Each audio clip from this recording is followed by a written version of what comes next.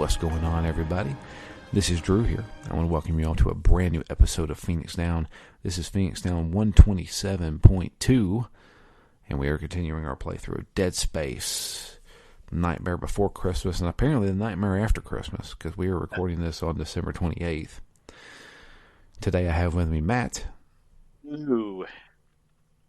And yeah, we did 5, 6, 7, part of 7, 2.5 chapters. That's 2.5 okay. chapters. Yeah.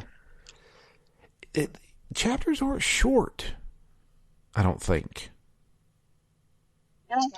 In my mind from the first game, I was like, oh, every chapter is basically pegged at about an hour. Mm-hmm. But some of these chapters do feel extensive because they're so sequential, I think. Yeah. Sometimes I'll be in a chapter, I'll be like, man, I've just done 4 different things. Like, went to A, then I went to B, then I went to C, and I'm like, all right, I must be done. And all of that is just like the first point that you need to do within the chapter. Mm-hmm. Yeah, that's the thing is chapter 6 especially long. I think chapter 6 probably took me about 2 hours. 6 was long. Yeah, the hydroponics. Because it just kept going. So we left off in like chapter 7's 5. long too. I'm about, I would say, less than halfway through chapter 7. I don't know. Yeah. But chapter 5, we're asked to go back to medical. And the reason why is because we're trying to find this liquid nitrogen. And that's where it's at. Because of the hydroponics, which goes into chapter 6. Chapter 5 leads into 6 pretty quickly, I feel like. 5 is also about searching out Nicole, right? Because there's a broadcast, and this is where, this is, I would call this like the drive for the chapter's personal, for Isaac trying to find Nicole and say, all right, is she here? Is she around? Yeah. And Isaac's starting to see some visions. Actually, we were talking a little bit before about the holograms in the game. I thought at first maybe those were visions, but it's interesting in the game that they actually show you the little projector, and you can see kind of the projection going through the dust particles in the room, so you can actually tell that it's pre-recorded. So I'm a little confused. He's definitely having visions. Yes. But the holograms definitely aren't that at all, right? Those are purely recordings. Yes, those are just recordings. And I think what the game is trying to do is play that off as, is this a recording or a vision? Because when they show you the projector, doesn't that make it clear? I guess I'm a little surprised that there are these particular recordings. How did anyone on the Leviathan decide what was recorded? On the Leviathan? On the Ishimura. Oh, Ishimura, yeah. How did anyone decide what was recorded? There's these particular things that we see, or is it just like the audio and text logs where it's just, you happen to find the ones that are relevant to the story, and theoretically there may be more, but we just aren't seeing them because they're not important.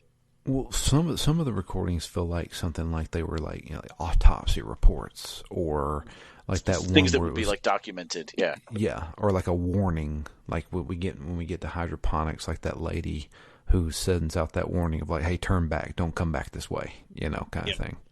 Yep. But there's that one vision that I feel like it kind of starts off as a recording, but then starts talking to Isaac in particular. So it could be like, oh, you think this is a recording, but it's actually a vision because it's his wife. Is his wife or girlfriend? I guess wife, right? I think wife, yeah. Okay.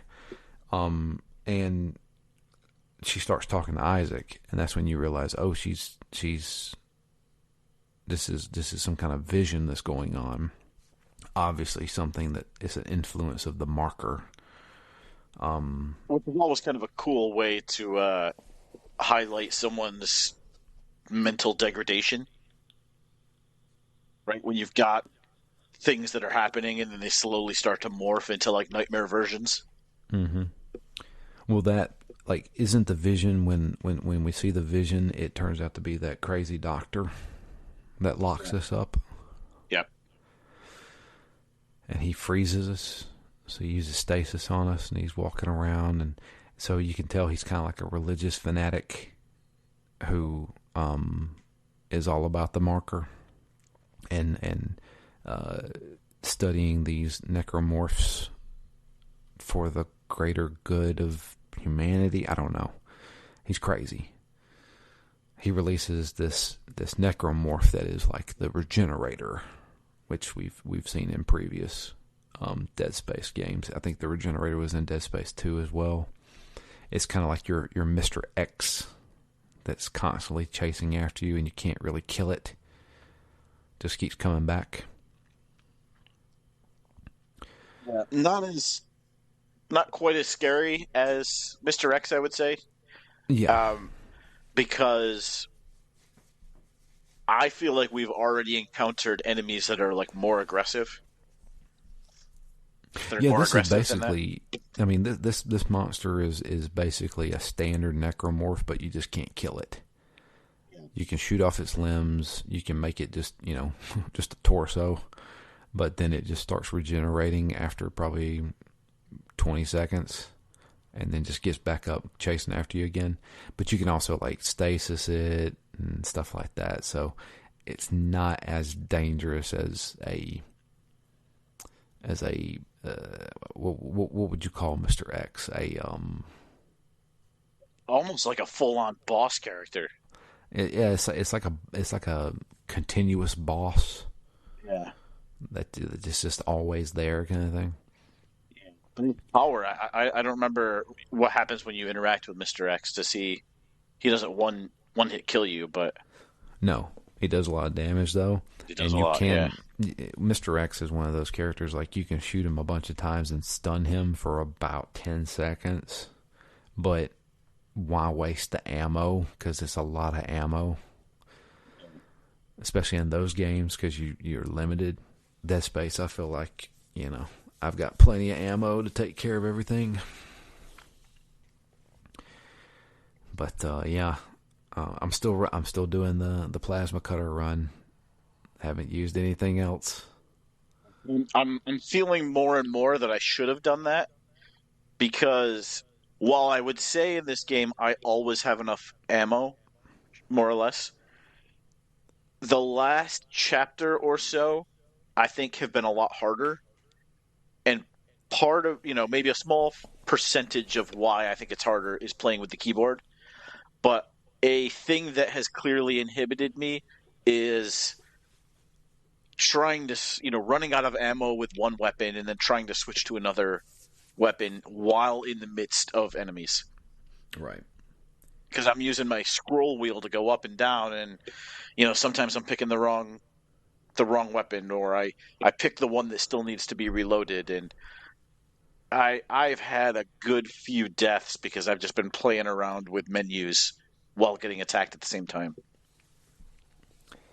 Yeah. And streamlining that to just the plasma cutter, I think, would have made that a lot easier. Yeah. Yeah, probably. Using screen reader. Turn on narrator by pressing Windows plus Control plus Enter.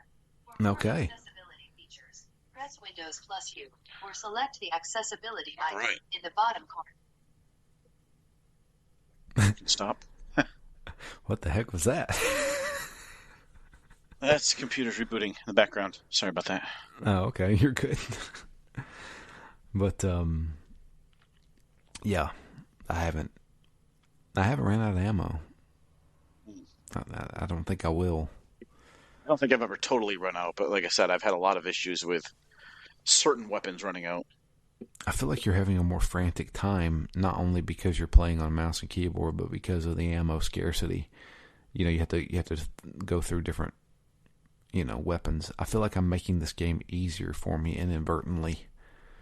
It's kind of funny that they give you an achievement for that because my first thought there was, oh, it must be harder to only use the one weapon.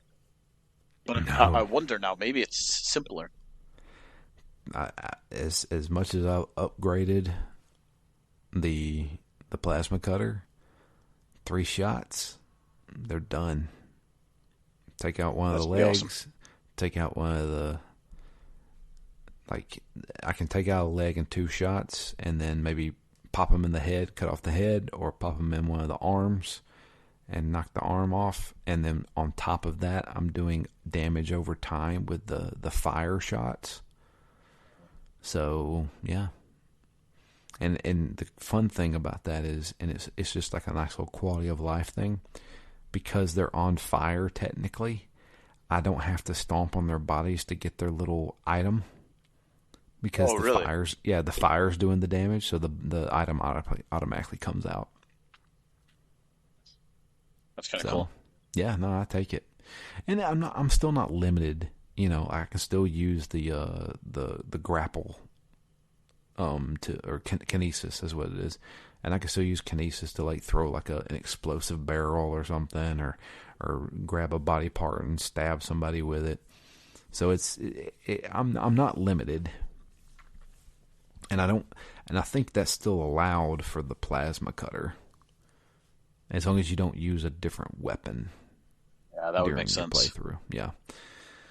So I'm not having a hard time with this game so far. I hear that there is a room coming up soon that may be challenging. We'll see. I think that's the room I just went through, and I think that's where Chapter 7 for me so far has been far and away harder than anything that's come beforehand, and a lot of it was due to one room. So I wonder if that's the same one. Probably is.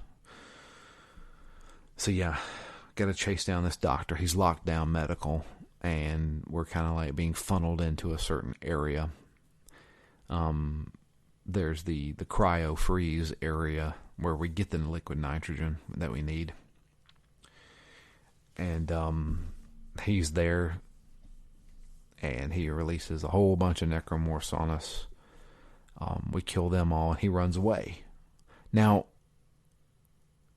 does this happen in the original Dead Space? I don't remember this happening. I don't remember. I'm not sure. I'm not sure either. Maybe this is all new. I don't know. But It all feels very in keeping, so I'm like, either it happened, or it's just, it just kind of fits with the game well enough that it doesn't feel out of place. And so I'm like, I don't know.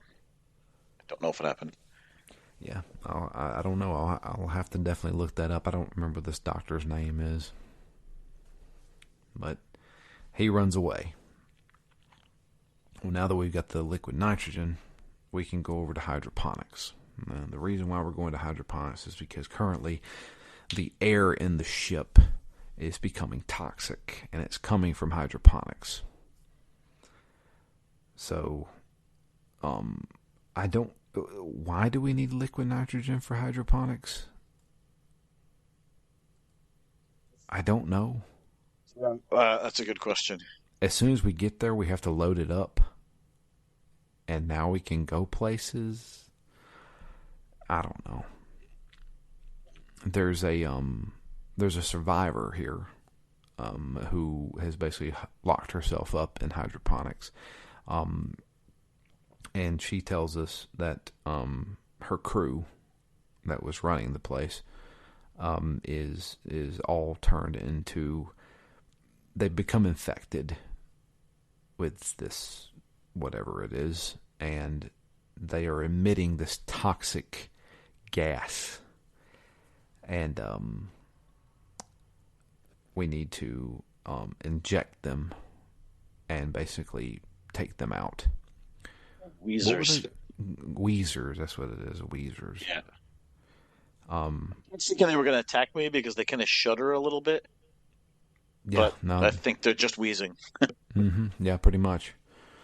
And this place is kind of like taken over by like this growth, this like, bio growth.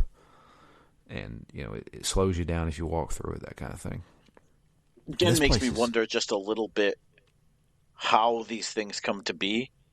Is it Yeah. just kind of like aggregating all the biomass, all the people and I guess plants and everything else into its mass? I don't quite get the origin of some of these forms.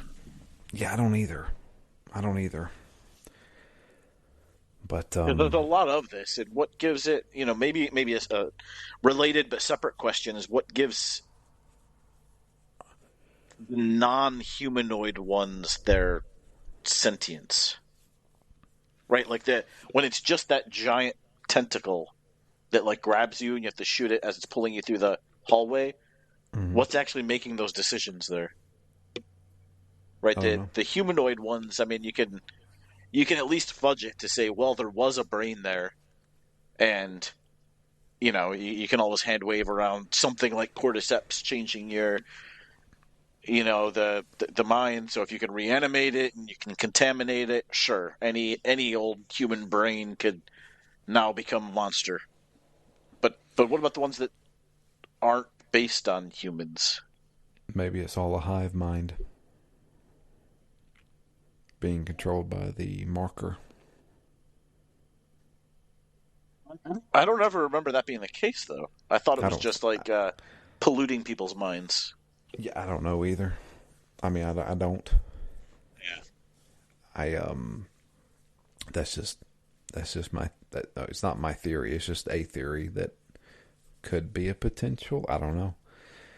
I think a Well, lot of weird.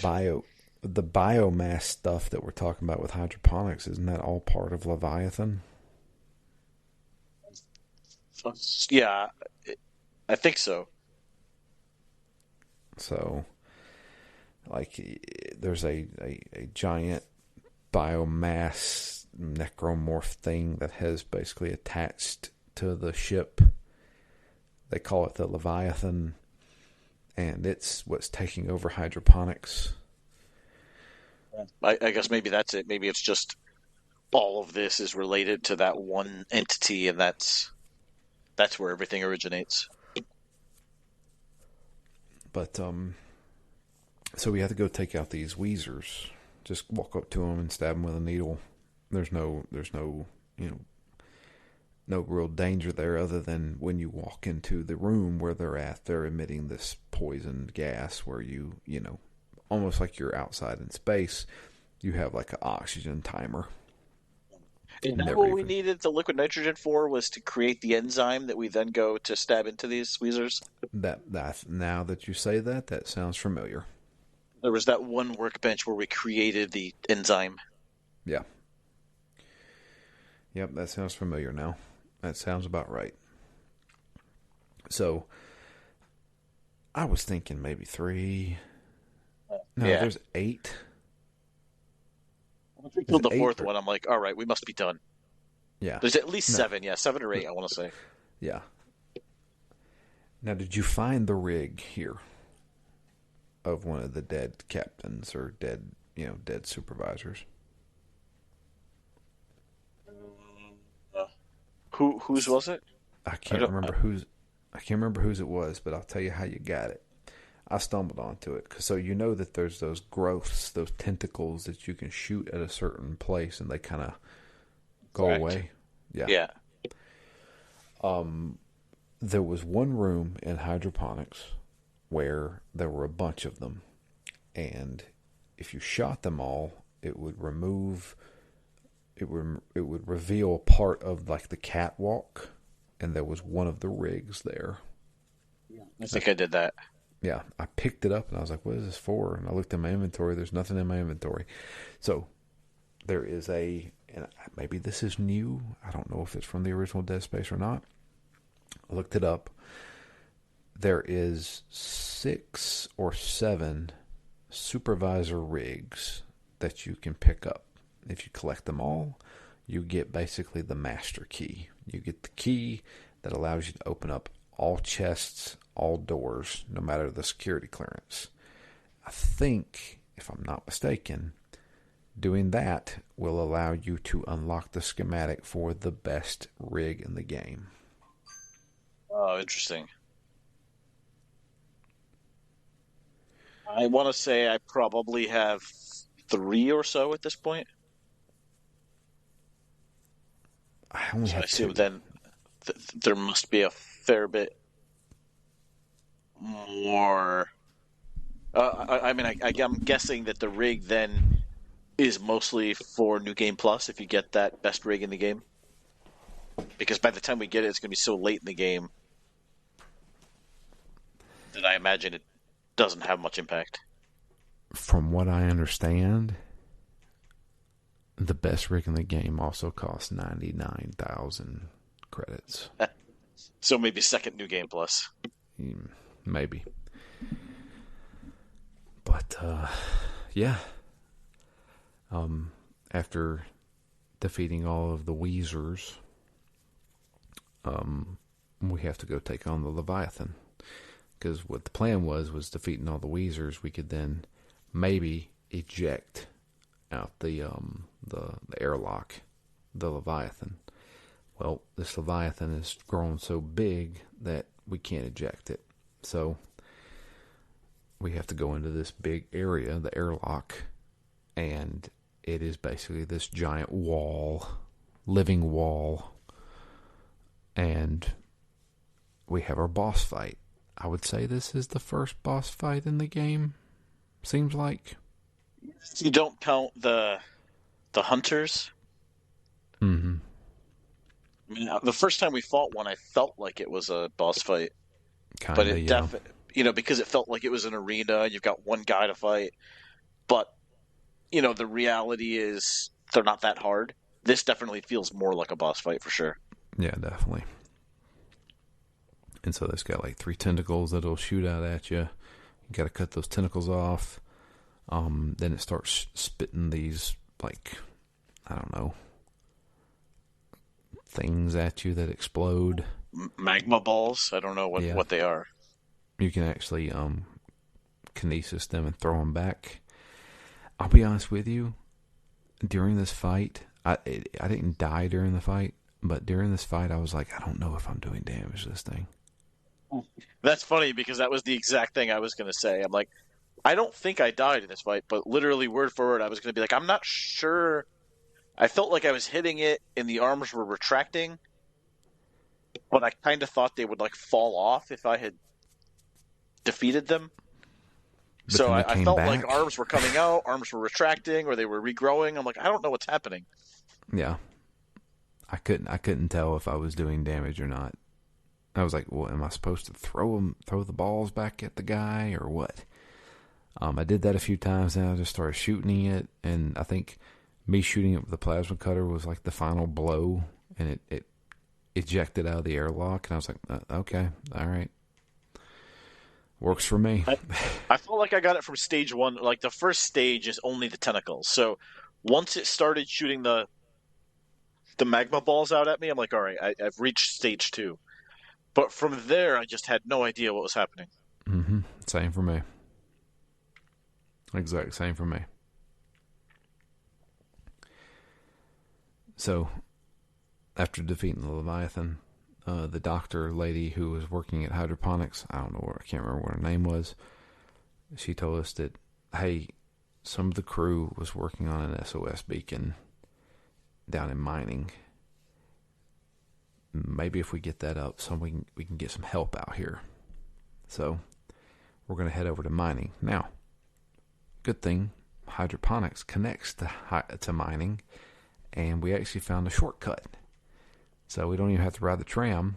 We could just walk down this hallway, and hey, we're right there at mining. And so we're looking for what they have done with this SOS beacon. And going down this area, they pretty much, the miners have set up basically traps. There's like these like laser beam traps and stuff like that, and we're trying to block them. And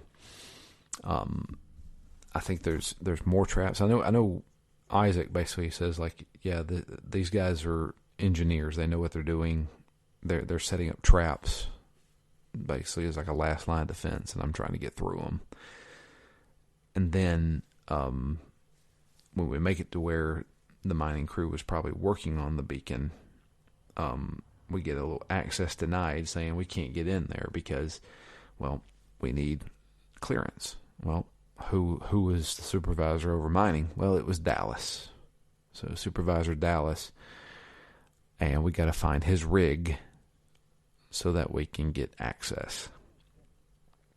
And that's kind of where I left off. I got to go find Dallas's rig, which is also one of the supervisors that we need for the master clearance. So just picked that one up before I stopped in chapter 7. So I know. So I did a little bit of research on this whole thing because I like this game. I kind of want to get everything in it. Maybe try to at least. I know where there is another supervisor rig. So if you remember when we had to calibrate the guns outside, if you continue past the guns, there's a rig out there for one of the supervisors.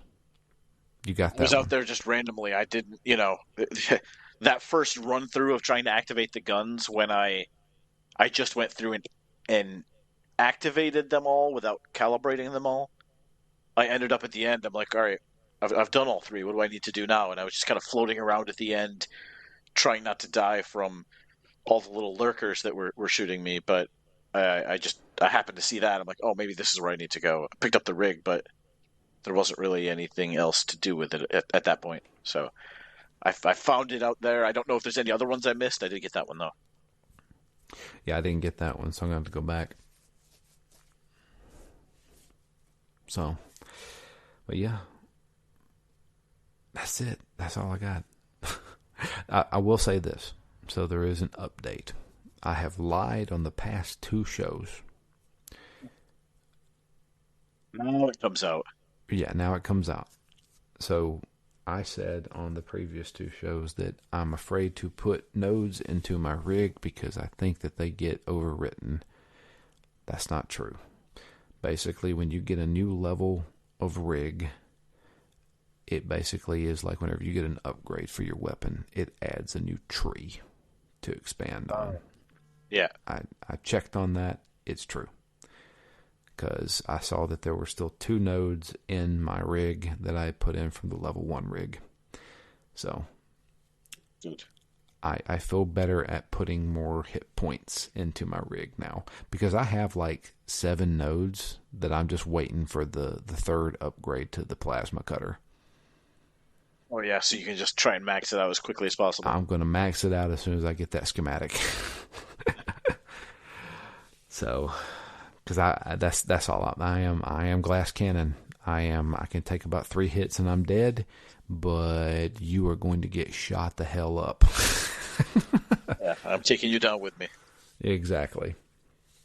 So, yeah, that's it. I don't have an email. I know Dustin said that he wasn't going to be able to send an email this week. So. Well, one part, didn't really touch on it. In Chapter 5, when you're kind of interacting with Mercer and you fight the regenerator for like the 2nd time, where you're in that room and you need to go out and freeze him. Yeah. So I was initially thinking, like, is that where we needed the liquid nitrogen? But that was just, I guess it was a room that they would use for preserving samples because they automatically go to storage once they're frozen. Yeah. Which is kind of cool that you don't actually beat him. You just freeze him and then he gets locked away. So in my mind, I'm like, oh, this is like the canister in Jurassic Park. Where if this ship is ever found, there's just going to be a frozen hunter sitting there, cryogenically frozen, ready to be discovered and dissected and rejuvenated. I mean, yeah, that's probably what's going to end up happening. I mean, I'm sure it never comes up again. It's just the fact that it was that's just how you get rid of it. That's how you fight that little. I wouldn't even call it a boss. I would just call it a little fight, encounter fight. I don't know. Yeah, a reoccurring fight. with the I same feel like enemy. I wasn't great at the timing at that one because I feel like he would come in, I would stand in the center until he would come within the doorway. Then I would stasis him, shoot off his legs, and then try to run up to the console to shut the doors and activate the liquid nitrogen. But probably 3 times in a row, he somehow got out before I could activate it. Yeah. It wasn't hard. I don't think he really hit me because I was heavy with the stasis, but wasn't quite great with the timing on that step. I only had to do it once, but mm, he was a torso when I did it. So Yeah, maybe I should have taken him down another peg. yeah, you've got a good probably 10 seconds before he gets back up from torso. Just chop off the legs, chop off the arms.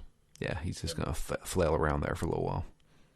I think also I should have waited till he was more in the center because I think I was like stasising him once he was inside. But then when I ran past him, I think he just turned around and so he was already close to the exit. Mm-hmm. Yeah. Yeah, that kind of sometimes that timing with those it's timing with an NPC. It never works in games. It seems like, but I'm trying to imagine if there's anything else. I can't talk about the weapons. I picked up a bunch of weapons, but I don't use them, so I have nothing to talk about there, unfortunately. Yeah, other than hydroponics being a little bit convoluted, you're taking the elevator up and down, and there's catwalks, and there's a couple of points where you can like take off and zoom around the space. Yeah, the zero gravity areas. Yeah, within that, so a couple points where it wasn't too hard to figure out where to go, but maybe slightly disorienting, and then Chapter 7 for me is where the difficulty kind of ramped up a bit. But we'll get to that next week. Yeah. Yeah. Excited for that one. Maybe I'll get a challenge. I say that, but I've died a bunch of times in this game.